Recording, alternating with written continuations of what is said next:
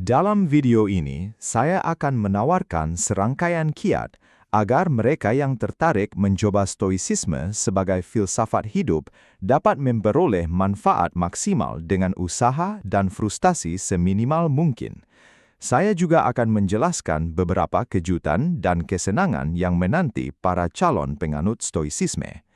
Saran pertama yang akan saya berikan kepada mereka yang berniat mencoba stoicisme adalah mempraktikkan apa yang disebut stoicisme diam-diam.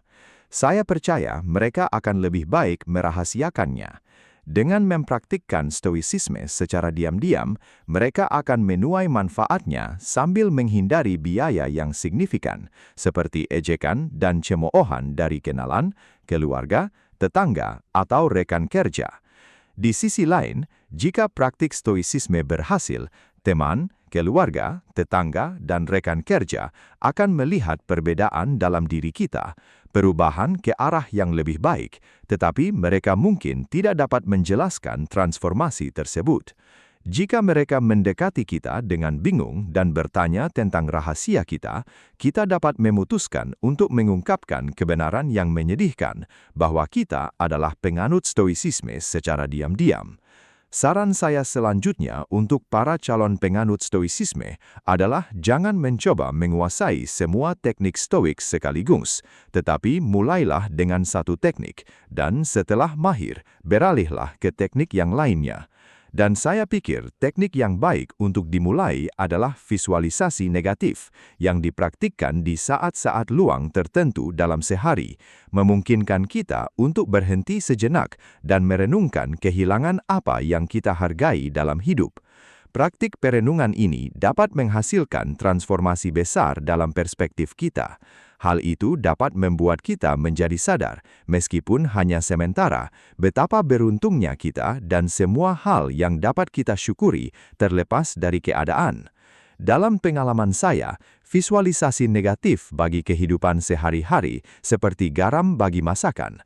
Meskipun seorang juru masak hanya membutuhkan sedikit waktu, tenaga, dan bakat, menambahkan garam ke makanan akan meningkatkan rasa semua bahan. Demikian pula, meskipun praktik visualisasi negatif hanya membutuhkan sedikit waktu, tenaga, dan bakat, mereka yang mempraktikkannya akan menemukan bahwa kemampuan mereka untuk menikmati hidup telah meningkat secara signifikan. Setelah mempraktikkannya, mereka akan menerima kehidupan yang sebelumnya mereka katakan tidak layak dijalani. Namun dalam praktik stoicisme saya menemukan bahwa mudah untuk lupa mempraktikkan visualisasi negatif selama berhari-hari atau minggu-minggu. Saya rasa saya tahu mengapa ini terjadi. Ketika mempraktikkan visualisasi negatif, kepuasan kita terhadap keadaan meningkat. Tetapi setelah mencapai tingkat kepuasan ini, hal yang wajar adalah menikmati hidup. Bahkan sangat tidak wajar bagi seseorang yang puas dengan hidupnya untuk menghabiskan waktu memikirkan hal-hal buruk yang mungkin terjadi. Namun kaum stoik mengingatkan kita bahwa visualisasi negatif, selain membuat kita menghargai apa yang kita miliki, akan membantu kita menghindari keterikatan pada apa yang kita hargai. Akibatnya, penting untuk mempraktikkannya baik di saat kelimpahan maupun di saat kekurangan. Saya telah mencoba memasukkan visualisasi negatif ke dalam meditasi sebelum tidur saya, tetapi percobaan itu gagal. Masalah saya adalah saya cenderung tertidur begitu kepala saya menyentuh bantal. Tidak ada waktu untuk melakukan visualisasi. Sebagai gantinya, saya mempraktikkan visualisasi negatif dan umumnya mengevaluasi perkembangan saya sebagai seorang stoik saat mengemudi pulang. Dengan cara ini, saya mengubah waktu luang menjadi waktu yang bermanfaat. Setelah menguasai visualisasi negatif, seorang stoik pemula harus menguasai dikotomi kendali. Menurut kaum Stoa, kita harus membuat semacam klasifikasi di mana kita membedakan antara hal-hal yang tidak dapat kita kendalikan, hal-hal yang dapat kita kendalikan sepenuhnya, dan hal-hal yang dapat kita kendalikan secara relatif. Setelah membuat perbedaan ini, kita harus memfokuskan perhatian kita pada dua kategori terakhir. Secara khusus, kita akan membuang waktu dan menyebabkan kecemasan yang tidak perlu jika kita mengkhawatirkan hal-hal yang tidak dapat kita kendalikan.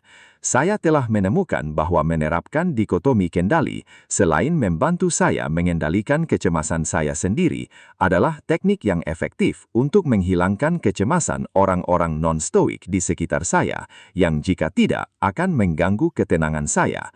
Ketika teman dan keluarga saya berbagi dengan saya sumber kecemasan mereka, seringkali ternyata apa yang mengganggu mereka berada di luar kendali mereka. Tanggapan saya dalam kasus-kasus ini adalah dengan menunjukkan hal ini. Apa yang dapat Anda lakukan tentang situasi ini? Tidak ada. Jadi, apa gunanya khawatir? Itu di luar kendali Anda, jadi tidak ada gunanya merasa tertekan. Dan jika saya dalam suasana hati yang baik, saya menambahkan kutipan dari Marcus Aurelius pada komentar terakhir ini. Tidak ada hal yang layak dilakukan sia-sia. Menarik untuk dicatat bahwa meskipun beberapa orang yang telah saya coba terapkan strategi ini dapat digambarkan sebagai orang yang cenderung khawatir, mereka hampir selalu merespons logika dikotomi kendali. Kecemasan mereka berkurang, setidaknya untuk sementara waktu. Meskipun bukan kebiasaan buruk stoik, bermanfaat bagi Anda untuk berlatih menginternalisasi dikotomi kendali. Tujuan mereka, selain bertujuan untuk memenangkan pertandingan tenis misalnya, seharusnya adalah mempersiapkan diri untuk memberikan yang terbaik saat bermain. Itulah tujuan mereka. Dengan rutin menginternalisasi tujuan kita akan mengurangi meskipun mungkin tidak menghilangkan apa yang seharusnya menjadi sumber kecemasan yang signifikan dalam hidup atau perasaan bahwa kita telah gagal mencapai suatu tujuan. Dalam praktik stoisisme, selain dikotomi kendali, bermanfaat juga bagi kita untuk menjadi fatalis psikologis dalam kaitannya dengan masa lalu dan saat ini, tetapi bukan masa depan. Meskipun bermanfaat bagi kita untuk memikirkan masa lalu dan saat ini, untuk mempelajari apa yang akan membantu kita menghadapi tenang rintangan yang masa depan letakkan di jalan kita akan menolak untuk menginvestasikan waktu kita pada pemikiran bersyarat tentang masa lalu dan saat ini, karena masa lalu dan saat ini tidak dapat diubah. Tidak ada gunanya berharap keduanya berbeda. Kita akan melakukan apa yang bisa kita lakukan untuk menerima masa lalu apapun itu dan menerima saat ini apapun itu. Seperti yang telah kita lihat, orang lain seringkali menjadi musuh dalam perjuangan kita untuk ketenangan. Karena alasan ini, kaum Stoik mengembangkan strategi untuk menghadapi musuh ini, dan khususnya untuk menghadapi penghinaan dari orang-orang yang memiliki hubungan tertentu dengan saya. Salah satu perubahan paling menarik dalam praktik stoicisme saya adalah transformasi saya dari seseorang yang menerima penghinaan menjadi seorang ahli dalam menerimanya. Pertama-tama, saya mengumpulkan penghinaan itu. Setelah diterima, saya menganalisis dan mengkategorikan penghinaan itu. Kemudian, saya menunggu untuk dihina. Selama itu memungkinkan saya untuk menyempurnakan permainan penghinaan saya. Saya tahu kedengarannya aneh, tetapi konsekuensi dari mempraktikkan stoicisme adalah seseorang mencari peluang untuk mempraktikkan teknik-teknik stoik. Saya akan menguraikan ini lebih lanjut. Salah satu hal yang membuat penghinaan sulit ditangani adalah karena umumnya muncul secara tiba-tiba. Anda sedang berbincang tenang dengan seseorang ketika mereka mengatakan sesuatu yang meskipun tidak dimaksudkan sebagai penghinaan, dapat dengan mudah diartikan sebagai penghinaan. Misalnya, baru-baru ini saya berbicara dengan seorang teman tentang makalah yang sedang dia kerjakan untuk universitas. Dia mengatakan bahwa dalam buku itu, dia akan membahas materi tertentu yang telah saya publikasikan, dan dia meminta saya untuk mempertimbangkan karya saya. Ketika saya hendak memberitahunya, pukulan itu datang. Saya harus memutuskan, katanya, apakah tanggapan saya harus menggambarkan Anda sebagai orang yang sesat atau hanya sebagai orang yang keliru. Di masa sebelum Stoik, saya akan merasakan sengatan penghinaan ini, dan mungkin saya akan marah dengan gigih membela karya saya dan berusaha keras untuk membalas dengan penghinaan lain. Namun pada hari itu, yang sudah dipengaruhi oleh ajaran Stoik awal saya memiliki cukup ketenangan untuk menanggapi penghinaan tersebut dengan cara yang dapat diterima secara Stoik, dengan lelucon merendahkan diri. Mengapa Anda tidak menggambarkan saya sebagai orang yang sekaligus sesat dan salah? Tanya saya. Humor yang memparodikan diri sendiri telah menjadi respons saya yang biasa terhadap penghinaan. Ketika seseorang membalas, saya menjawab bahwa faktanya bahkan lebih buruk daripada yang mereka katakan.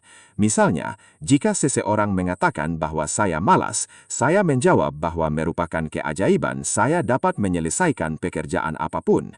Jika seseorang menuduh saya memiliki ego yang berlebihan, saya menjawab bahwa hampir setiap hari saya tiba di siang hari sebelum menyadari bahwa ada orang lain yang tinggal di planet ini. Respons ini mungkin terlihat kontraproduktif karena dengan menawarkannya, dalam arti tertentu, saya menvalidasi kritik yang diarahkan si penghina kepada saya. Namun dengan memberikan respons ini, saya memperjelas kepada si penghina bahwa saya memiliki cukup percaya diri. Seolah-olah saya kebal terhadap penghinaan, bagi saya itu hanyalah lelucon. Di sisi lain, mempraktekkan stoikisme.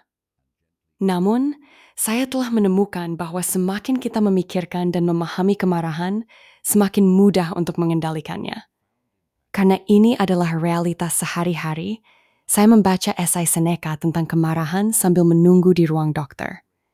Sayangnya, dokter terlambat, dan karena itu, saya harus menunggu hampir 1 jam.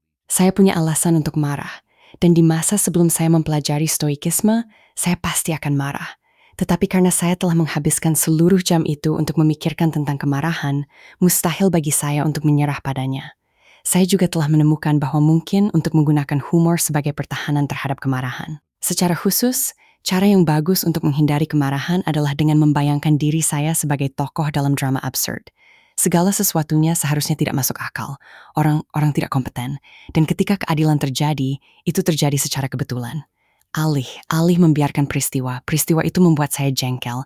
Saya meyakinkan diri sendiri bahwa saya harus menertawakannya. Bahkan, saya mencoba membayangkan bagaimana penulis drama absurd itu mungkin akan bereaksi.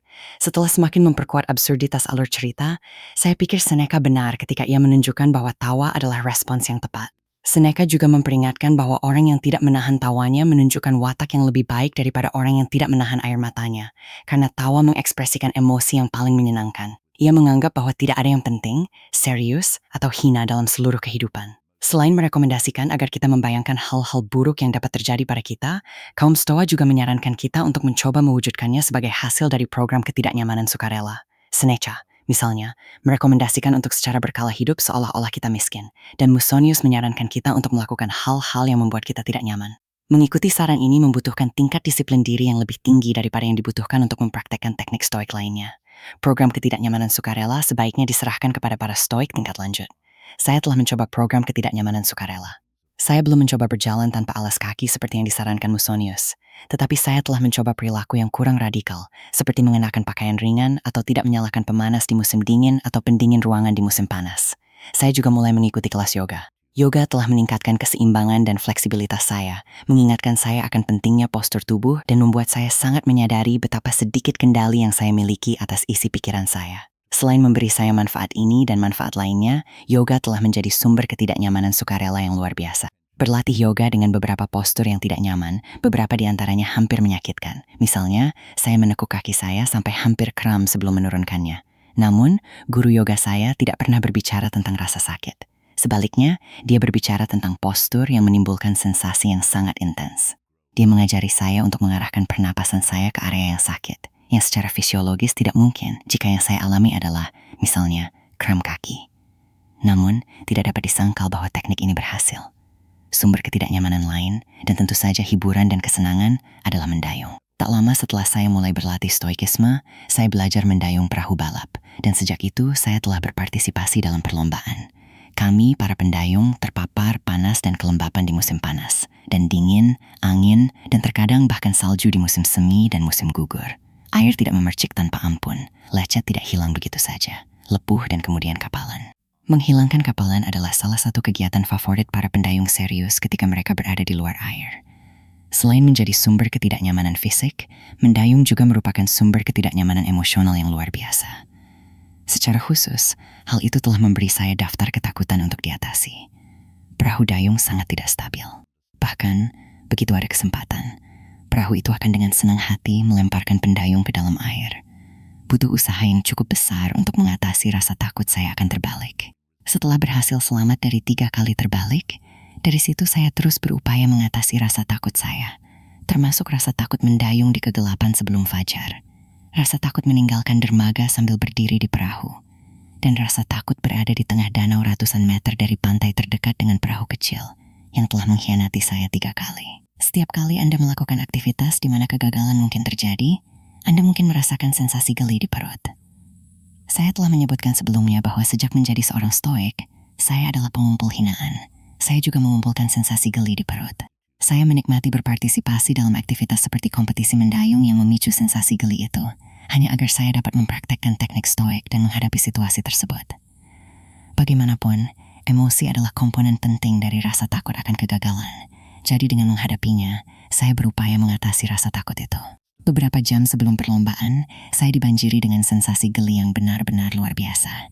Saya melakukan apa yang saya bisa untuk mengubahnya menjadi keuntungan saya. Itu membantu saya berkonsentrasi pada perlombaan. Begitu perlombaan dimulai, sensasi itu memudar.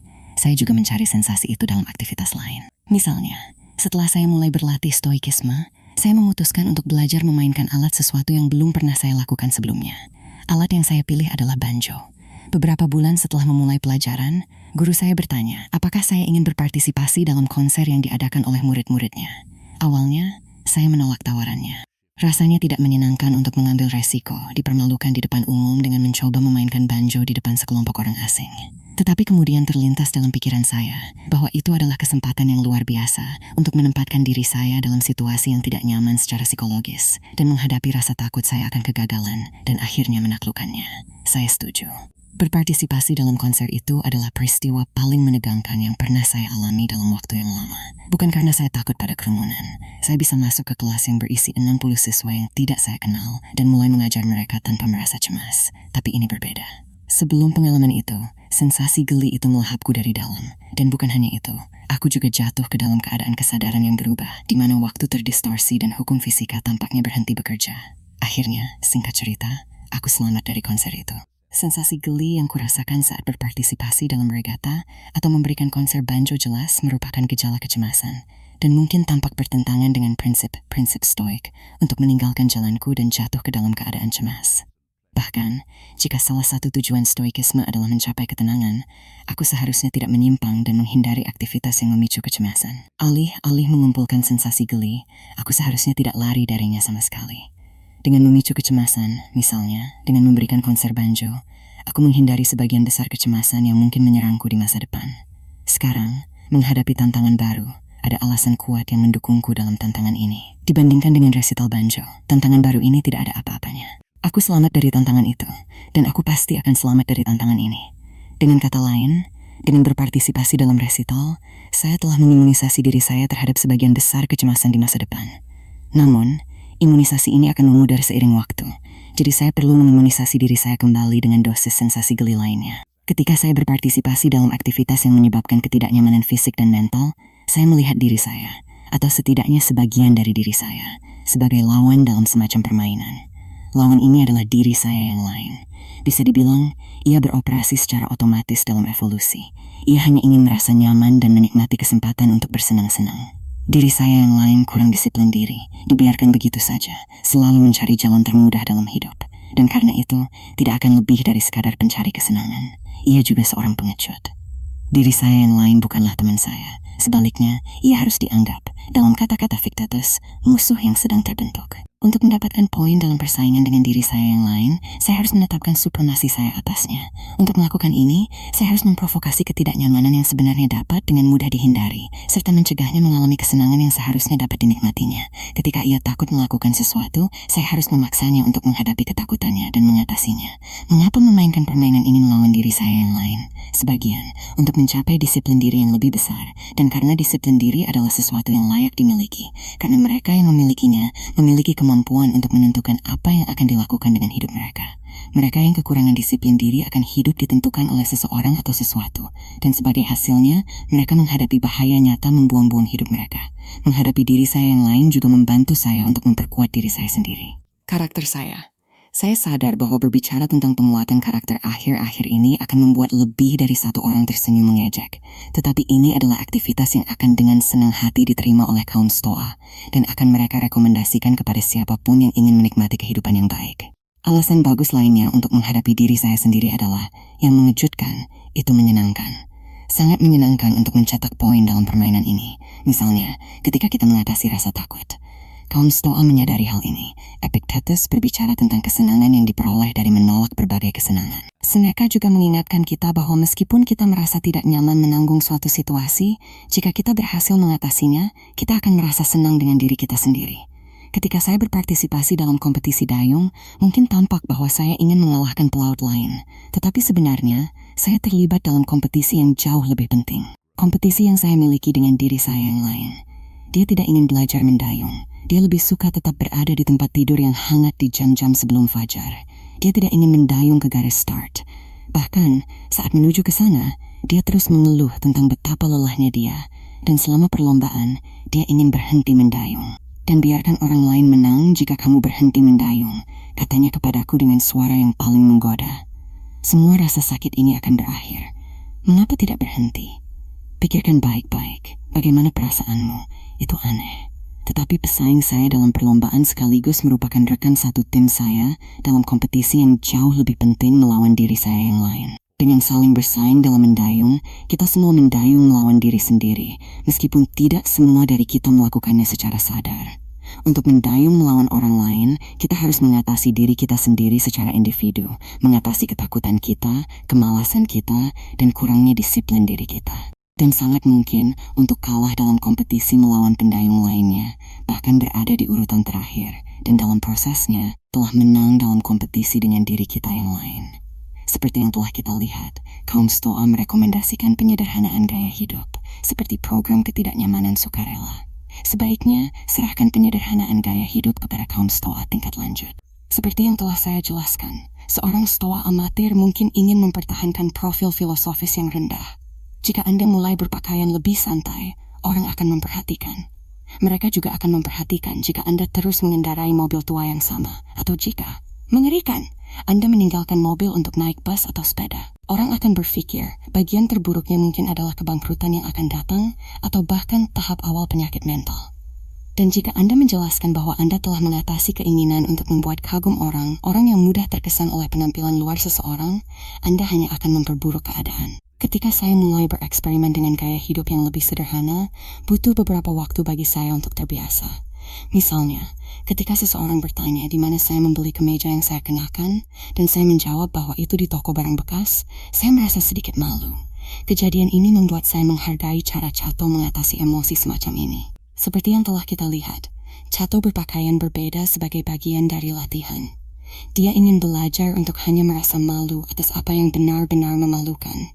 Oleh karena itu, dia meninggalkan kebiasaannya melakukan hal-hal yang akan membangkitkan perasaan malu yang tidak pantas dalam dirinya, hanya untuk melatih dirinya mengatasi emosi tersebut. Dalam hal ini, akhir-akhir ini saya mencoba meniru Cato. Sejak menjadi seorang stoik, keinginan saya telah berubah sepenuhnya. Saya tidak lagi menginginkan banyak hal yang pernah saya anggap penting untuk kehidupan yang bermartabat. Dulu saya berpakaian elegan, dan sekarang lemari pakaian saya dapat digambarkan sebagai utilitarian. Saya punya dasi dan jas yang bisa saya pakai saat dibutuhkan. Untungnya, saya jarang membutuhkannya. Saya menginginkan mobil baru, tetapi ketika mobil lama, saya yang berusia 16 tahun rusak baru-baru ini, saya menggantinya dengan mobil berusia 9 tahun. Sesuatu yang tidak pernah saya bayangkan 1 dekade lalu. Mobil baru itu, omong-omong, memiliki 2 hal yang tidak dimiliki mobil lama. Tempat gelas dan radio yang berfungsi. Dulu saya mengerti mengapa seseorang menginginkan Rolex. Sekarang perilaku itu membingungkan saya. Dulu saya memiliki uang lebih sedikit daripada yang saya kira dibutuhkan. Sekarang tidak lagi, sebagian besar, karena saya hanya menginginkan sedikit.